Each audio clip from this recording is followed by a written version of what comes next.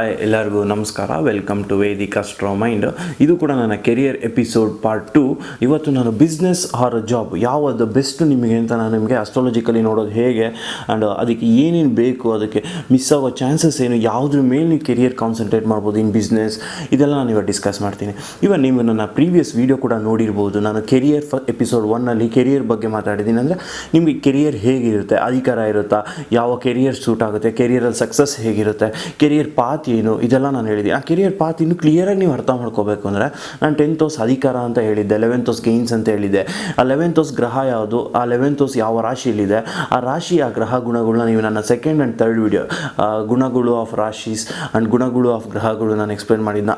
ಇದನ್ನು ನೀವು ಅರ್ಥ ಮಾಡಿಕೊಂಡ್ರೆ ಯಾವ ಜಾಗದಲ್ಲಿ ನಿಮಗೆ ಕೆರಿಯರ್ ಇದೆ, ಯಾವ ವಸ್ತುವಲ್ಲಿ ನಿಮಗೆ ಕೆರಿಯರ್ ಇದೆ, ಯಾವ ವಸ್ತು ವ್ಯಾಪಾರದಲ್ಲಿ ನಿಮಗೆ ಕೆರಿಯರ್ ಇದೆ, ಪ್ರತಿಯೊಂದು ತಿಳ್ಕೊಬೋದು.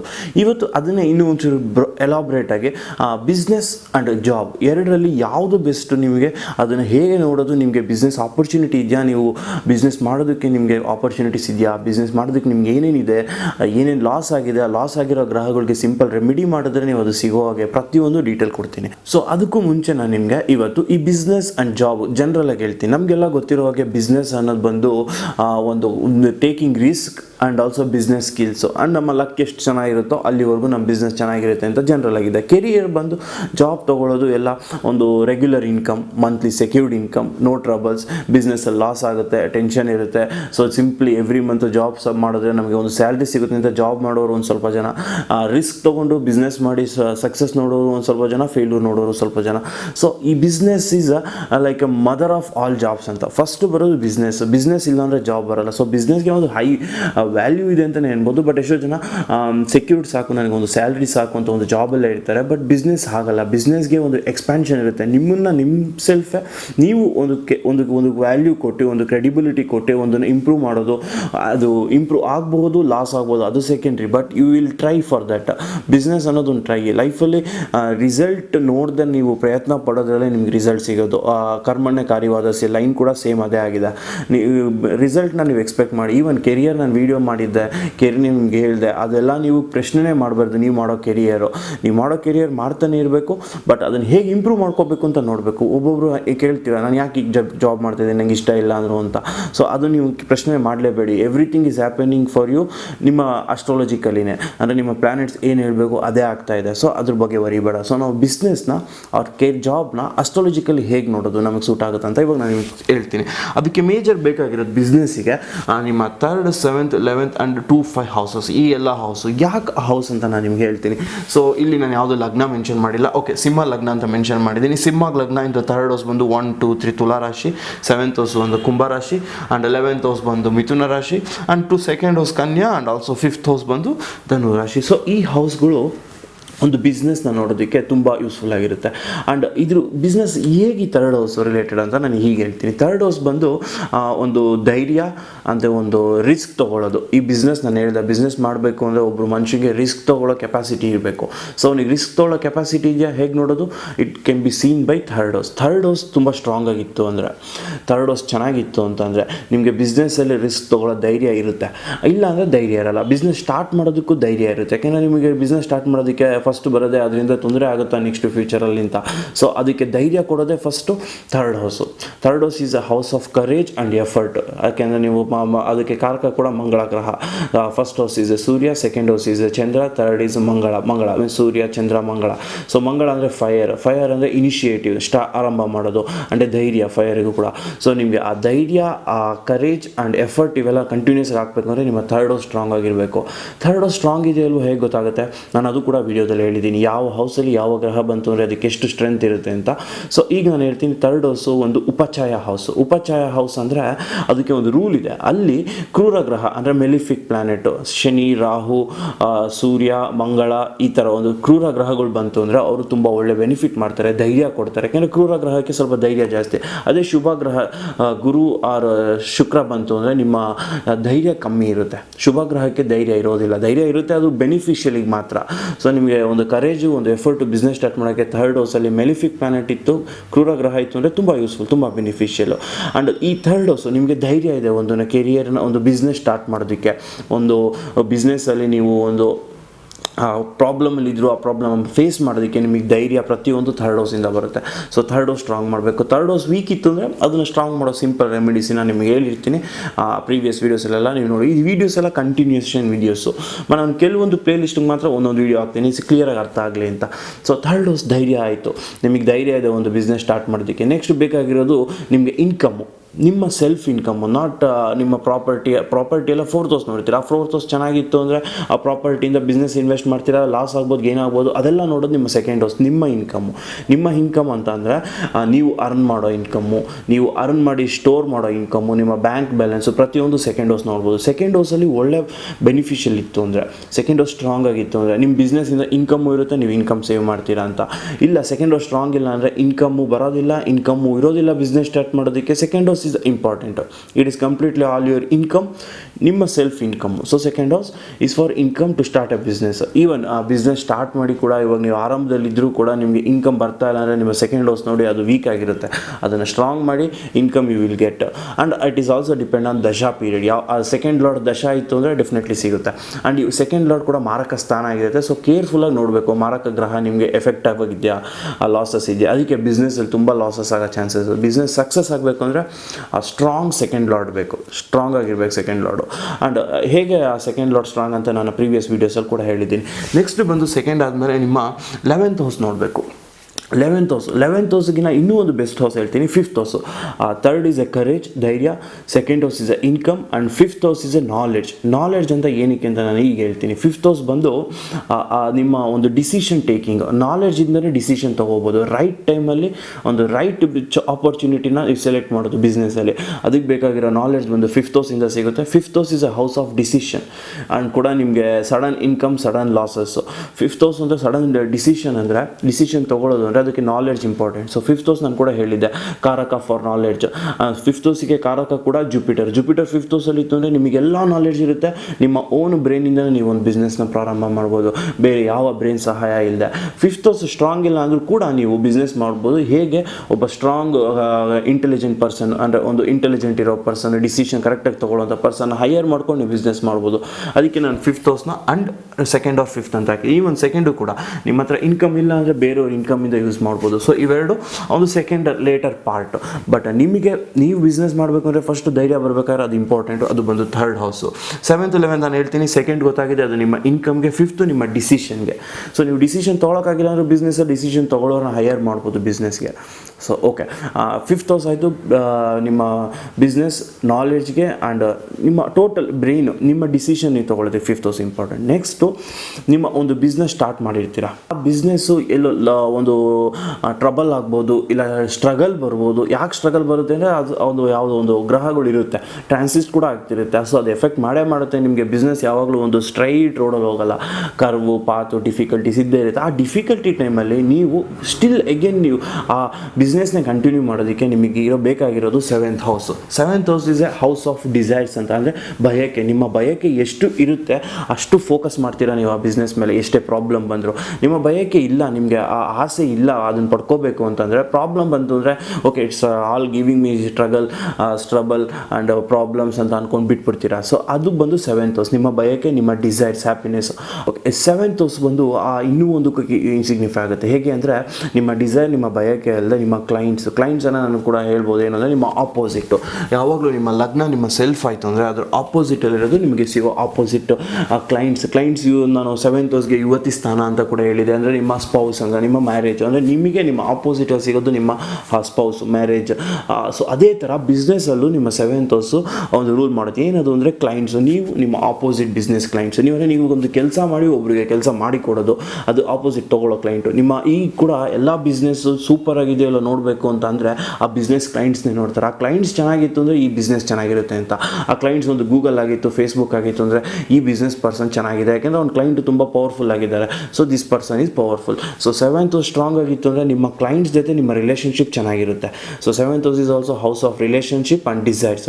ನಿಮ್ಮ ಆಸೆ, ನಿಮ್ಮ ರಿಲೇಷನ್ಶಿಪ್ ವಿತ್ ಬಿಸ್ನೆಸ್ ಚೆನ್ನಾಗಿರುತ್ತೆ ನಿಮ್ಮ 7th ಹೌಸ್ ಚೆನ್ನಾಗಿತ್ತು ಅಂದರೆ. And 11th house definitely 11th house is a house of gains, ಲಾಭ. ಆ ಬಿಸ್ನೆಸ್ಸಿಂದ ಲಾಭ ನೋಡಬೇಕು ನೀವು. ತುಂಬ ತುಂಬ ಇನ್ಕಮ್ ನೋಡಬೇಕು ಅಂದರೆ ನಿಮ್ಮ 11th ಹೌಸ್ ಚೆನ್ನಾಗಿರಬೇಕು. For example 11th house Saturn ಇತ್ತು ಅಂದರೆ ಏನಾಗುತ್ತೆ, ಶನಿ ಗ್ರಹ ಇತ್ತು ಅಂದರೆ lot of hard work and lot of effort ಇಂದನೇ ಅವ್ನು ಗೇನ್ಸ್ ಕೊಡ್ತಾನೆ. ಈಸಿಯಾಗಿ ಕೊಡಲ್ಲ. ಬಿಸ್ನೆಸ್ ಸ್ಟಾರ್ಟ್ ಮಾಡಿದ ತಕ್ಷಣ ಬಿಸ್ನೆಸ್ಸಲ್ಲಿ ಗೇನ್ಸ್ ಕೊಡೋದು ಗುರು ಗ್ರಹ, ಶುಕ್ರ ಗ್ರಹ. ಬಿಸ್ನೆಸ್ ಸ್ಟಾರ್ಟ್ ಮಾಡಿದ ತಕ್ಷಣ ನಿಮಗೆ ತುಂಬ ಹಾರ್ಡ್ ವರ್ಕ್ ಆ್ಯಂಡ್ ಸ್ಟ್ರಗಲಲ್ಲಿ ರಿಸಲ್ಟ್ ಕೊಡೋದು ಶನಿ ಗ್ರಹ. ಬಟ್ ಶನಿ ಗ್ರಹ ರಿಸಲ್ಟು ತುಂಬ ಬ್ಯೂಟಿಫುಲ್ ಆಗಿರುತ್ತೆ, ನಿಮ್ಮ ಲಾಂಗ್ ಲಾಸ್ಟಿಂಗ್ ಆಗಿರುತ್ತೆ ಅದು ಒಂದು ರಿಸಲ್ಟ್ ಶನಿ ಗ್ರಹ. ಸೊ ಗುರು ಗ್ರಹ, ಶುಕ್ರ ಗ್ರಹ ನಿಮಗೆ ರಿಸಲ್ಟ್ ಕೊಟ್ಬಿಡುತ್ತೆ. ಬಟ್ ಆ ರಿಸಲ್ಟ್ ಸ್ಟಾರ್ಟಿಂಗಲ್ಲಿ ಸಿಕ್ಕಿದಾಗ ನಿಮ್ಮ ಎಫರ್ಟ್ಸು ಕಮ್ಮಿ ಆಗುತ್ತೆ. ಯಾವಾಗಲೂ ಅದಕ್ಕೆ ಶನಿ ಗ್ರಹ ಒಳ್ಳೆ ರಿಸಲ್ಟ್ ಕೊಡುತ್ತೆ ಅಂತ ಹೇಳೋದು. ಅದು ಕಷ್ಟ ಕೊಟ್ಟು ಆಮೇಲೆ ರಿಸಲ್ಟ್ ಕೊಡುತ್ತೆ. So this is what about business. 3, 7, 11, 2, 5 ಧೈರ್ಯ, ನಿಮ್ಮ ರಿಲೇಷನ್ಶಿಪ್ ಆ್ಯಂಡ್ ಬಯಕೆ ಆ್ಯಂಡ್ ಗೇನ್ಸ್. ಸೆಕೆಂಡ್ ನಿಮ್ಮ income and fifth is a decision taking. ಇಷ್ಟು ಹೌಸಸ್ಸು ತುಂಬ ಇಂಪಾರ್ಟೆಂಟು ನಿಮ್ಮ ಬಿಸ್ನೆಸ್ಸಲ್ಲಿ. ಆ್ಯಂಡ್ ಈ ಹೌಸಲ್ಲಿ ಯಾವ್ಯಾವ ಗ್ರಹ ಇರುತ್ತೆ. ಫಾರ್ ಎಕ್ಸಾಂಪಲ್ ಸೂರ್ಯ ಬಂದು ಇದು ಫಸ್ಟ್ ಹೌಸ್ ಆಗಿದೆ, ಇದರಿಂದ ಥರ್ಡ್ ಹೌಸ್ ಬಂದು ತುಲಾ. ಇದ್ರ ಸೈನ್ ಬಂದು ಶುಕ್ರ ಗ್ರಹ ಕೂಡ ವಾಟರ್ ತತ್ವ ಆ್ಯಂಡ್ ಇದು ಕೂಡ fire, earth, air element. So ಏರಿ ತತ್ವ ಅಂದರೆ ವಾಟರ್, ಏರ್ ಈ ರಿಲೇಟೆಡ್ ಬಿಸ್ನೆಸ್ ಮಾಡ್ಬೋದು. ವಾಟರ್ ಅಂದ್ರೇನು, ನೀವು ಕೆಮಿಕಲ್ ನೋಡ್ಬೋದು, ವಾಟರ್ ಇಂಡಸ್ಟ್ರಿಗೆ ಹೋಗ್ಬೋದು, ಈ ಥರ. ಸೊ ಈ ಹೌಸ್ಗಳು, ಅದ್ರಲ್ಲಿ ಬರೋ ಗ್ರಹಗಳು ಯಾವ್ಯಾವ ತತ್ವಗಳು ರೂಲ್ ಮಾಡುತ್ತೆ, ಏನೇನು ರೂಲ್ ಮಾಡುತ್ತೆ ಅಂತ ನಾನು ಪ್ರೀವಿಯಸ್ ವೀಡಿಯೋಲಿ ಹೇಳಿದ್ದೀನಿ. ಅದನ್ನೆಲ್ಲ ಯೂಸ್ ಮಾಡ್ಕೊಂಡು ನೀವು ಬಿಸ್ನೆಸ್ಸಲ್ಲಿ ಯೂಸ್ ಮಾಡ್ಬೋದು. ಹೇಗೆ ಯಾವ್ದು ಬಿಸ್ನೆಸ್ ಮಾಡಬೇಕು ಅಂತ ಸೆಲೆಕ್ಟ್ ಮಾಡೋದಕ್ಕೆ ಈ ಗುಣಗಳನ್ನ ನೋಡಬೇಕು. ಆ ಸ್ಟ್ರಾಂಗ್ ಇದೆಯಾ, ಸಿಗುತ್ತಾ ಸಿಗಲ್ವಾ, ಆ ಎಫರ್ಟ್ ಎಷ್ಟು ಹಾಕ್ಬೋದು, ಎಷ್ಟು ಹಾಕೋಕ್ಕಾಗಲ್ಲ, ಇವೆಲ್ಲ ನೋಡೋದಕ್ಕೆ ಹೌಸಸ್ ನೋಡ್ಬೋದು. ಸೊ ನಿಮಗೆ ಒಂದು ಕ್ಲಿಯರಾಗಿ ಅರ್ಥ ಆಗಿದೆ ಹೌಸಸ್ ಅಂದ್ರೇನು, ಆ ಗ್ರಹ ಗುಣಗಳು ಅಂದ್ರೇನು, ರಾಶಿ ಗುಣಗಳೇನು, ಇವೆಲ್ಲ ಯೂಸ್ ಮಾಡ್ಕೊಂಡು ನಿಮ್ಮ ನಾಲೆಜ್ನ ಯೂಸ್ ಮಾಡಿದ್ರೆ ನೀವು ಕೆರಿಯರಲ್ಲಿ, ಬಿಸ್ನೆಸ್ಸಲ್ಲಿ ಹೈಲಿ ಸಕ್ಸಸ್ಫುಲ್ ಆಗ್ಬೋದು. ಎಸ್. ಆ್ಯಂಡ್ ನೆಕ್ಸ್ಟ್ ಜಾಬಿಗೆ ಹೋಗೋಣ. ಜಾಬಿಗೆ ಬೇಕಾಗಿರೋದು ಇಂಪಾರ್ಟೆಂಟ್ ಹೌಸ್ 2, 6, 10, 11. ನಾನು ಲಾಸ್ಟ್ ವೀಡಿಯೋದಲ್ಲಿ ಕೂಡ ಹೇಳಿದ್ದೆ, ಜಾಬಿಗೆ 10th ಅಧಿಕಾರ, 11th ಗೇನ್ಸು, second house income and 6th house is A service job. ಈಗ ನಿಮ್ಮ ಒಂದು ಚಾರ್ಟಲ್ಲಿ 6th ಹೌಸ್ ಸ್ಟ್ರಾಂಗ್ ಆಗಿತ್ತು 10, 11, 2ಗಿನ ಅಂತಂದರೆ ನಿಮ್ಮ ಜಾಬು ಒಂದು ಸರ್ವಿಸ್ ಆಗಿರುತ್ತೆ. ಬೆಳಗ್ಗೆ ಎದ್ದೇಳ್ತೀರಾ, ಸೇಮ್ ವರ್ಕ್ ಮಾಡ್ತೀರಾ, ಮಲ್ಕೋತೀರಾ. ಸೇಮ್ ವರ್ಕ್ ಅಂದರೆ ನೀವು ಏನು ಅನ್ಬೋದು, ಸೆಕ್ಯೂರಿಟಿ ಗಾರ್ಡ್ ಅನ್ಕೊಬೋದು, ಇಲ್ಲ ಒಂದು ಡ್ರೈವಿಂಗ್ ಅನ್ಕೋಬೋದು. ಬೆಳಗ್ಗೆ ಎದ್ದೇಳೋದು ಸೇಮ್ ವರ್ಕ್ ಎವ್ರಿ ಡೇ ಇರೋದು ಒಂದು ಸರ್ವಿಸ್ ಜಾಬು. ನಿಮ್ಮ 6th ಹೌಸ್ ಸ್ಟ್ರಾಂಗ್ ಇತ್ತು ಅಂದರೆ ನೀವು ಸರ್ವಿಸ್ ಜಾಬ್ ಮಾಡ್ತಾ ಇರ್ತೀರಾ. ಅದೇ 10th ಹೌಸ್ ಸ್ಟ್ರಾಂಗ್ ಆಗಿತ್ತು ಅಂದರೆ ನೀವು ಅಧಿಕಾರ ಮಾಡ್ತಾ ಇರ್ತೀರ. ಅಧಿಕಾರ ಇರುತ್ತೆ ನಿಮ್ಮ ಹತ್ರ. ಒಂದೊಂದು ಚೇಂಜ್ ಮಾಡ್ಬೋದು, ಒಂದು ಸಿಸ್ಟಮ್ನ ಚೇಂಜ್ ಮಾಡ್ಬೋದು. ನೀವು ಮಾಡೋ ವರ್ಕಲ್ಲಿ, ನೀವು ಒಂದು ಆಫೀಸಲ್ಲಿದ್ದರೆ ಆಫೀಸಲ್ಲಿ ಏನೇನು ತೊಂದರೆಗಳಿದ್ರೆ ಆ ತೊಂದರೆಗಳನ್ನೆಲ್ಲ ಚೇಂಜ್ ಮಾಡೋ ಅಧಿಕಾರ ನಿಮ್ಮ ಹತ್ರ ಇರುತ್ತೆ. ಒಂದು ಪವರ್, ಅಥಾರಿಟಿ. ಯಾಕೆ ಅದು ಅಂತ ಕೂಡ ಹೇಳಿದ್ದೀನಿ.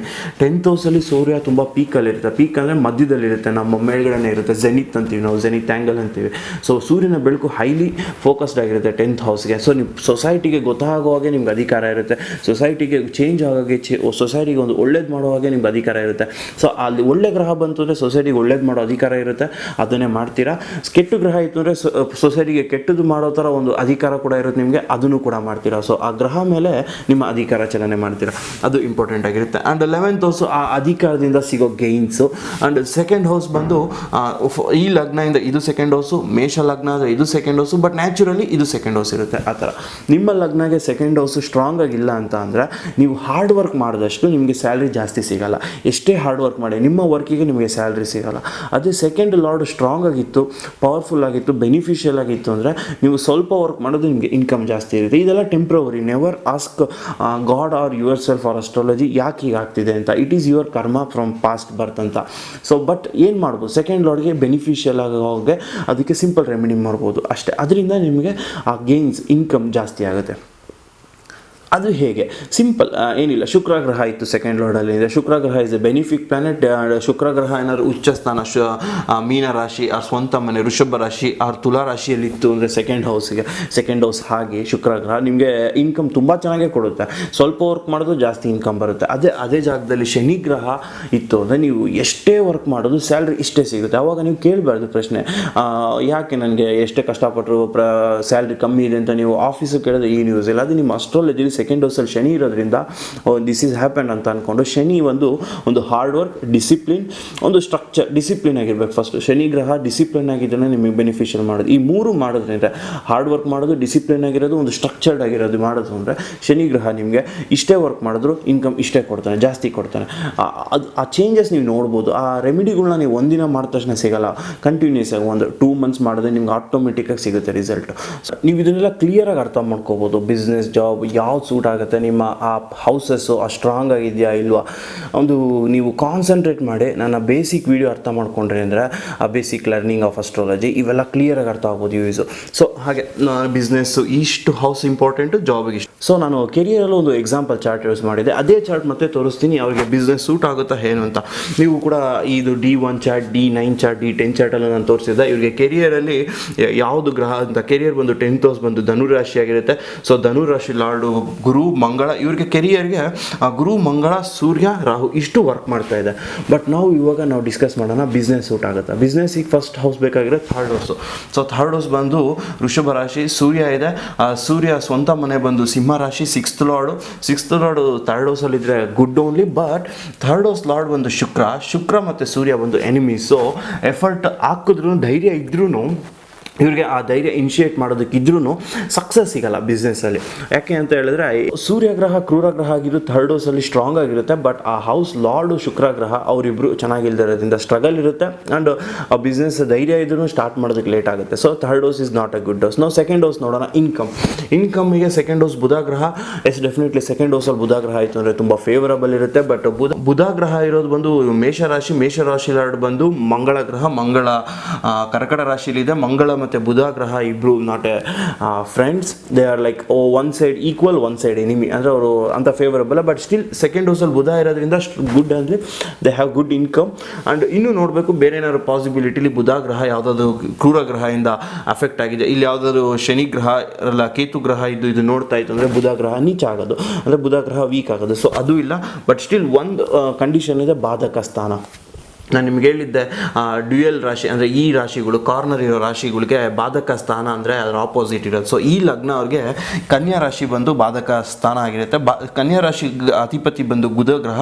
ಸೊ ಬುಧ ಗ್ರಹ ಬಾಧಕ ಆಗಿರುತ್ತೆ. ಬಾಧಕ ಅಂದರೆ ಬುಧ ಗ್ರಹ ಬಾಧಕ. ಸೊ ಅವರಿಗೆ second house not a favourable. So ಇನ್ಕಮ್ಮಲ್ಲಿ ಟ್ರಬಲ್ ಇರುತ್ತೆ, ಇನ್ಕಮ್ ಬರೋದಿಲ್ಲ. ಅವ್ರಿಗೆ ಎಷ್ಟೇ ಹಾರ್ಡ್ ವರ್ಕ್ ಮಾಡಿದ್ರು, ಎಷ್ಟೇ ಬಿಸ್ನೆಸ್ ಸಕ್ಸಸ್ ಮಾಡಿದ್ರು ಇನ್ಕಮ್ ಒಂದು ಮೀಡಿಯಮ್ ಆಗಿರುತ್ತೆ. ಅವ್ರಿಗೆ ಸೆಕೆಂಡ್ ಲಾರ್ಡು ಫೇವರಬಲ್ ಇಲ್ಲ. ಸೊ ದಿಸ್ ಪರ್ಸನ್ ಧೈರ್ಯ ಇದೆ, ಬಟ್ ಇನಿಷಿಯೇಟ್ ಮಾಡೋದಕ್ಕೆ ಟೈಮ್ ತೊಗೊಳುತ್ತೆ. ಆ್ಯಂಡ್ ಬುಧ ಗ್ರಹ income is not favourable. And next is ಬಂದು ಸೆವೆಂತ್ ಹೌಸ್ ನೋಡ್ಬೋದು. ಸೆವೆಂತ್ ಹೌಸ್ ಕೂಡ ಬಾಧಕ ಸ್ಥಾನ ಆಗಿದೆ. ಅವರು ಕಂಟಿನ್ಯೂಸ್ ಎಫರ್ಟ್ ಹಾಕಲ್ಲ. But still second lord income and seventh lord ಬಾಧಕ ಸ್ಥಾನ. And seventh lord is also ಆಸೆ ಇರೋದ್ರಿಂದ ಅವ್ರಿಗೆ ಇನ್ಕಮಿಗೆ ಆಸೆ ಇದ್ದೇ ಇರುತ್ತೆ. So some possibility with hard work they can get income also. And next ಬಂದು 11th ಶನಿ ಗ್ರಹ ಉಚ್ಚ ಸ್ಥಾನದಲ್ಲಿದೆ. ಯಾಕೆಂದರೆ ಅದು ಸ್ವಂತ ಮನೆಯಲ್ಲಿದೆ.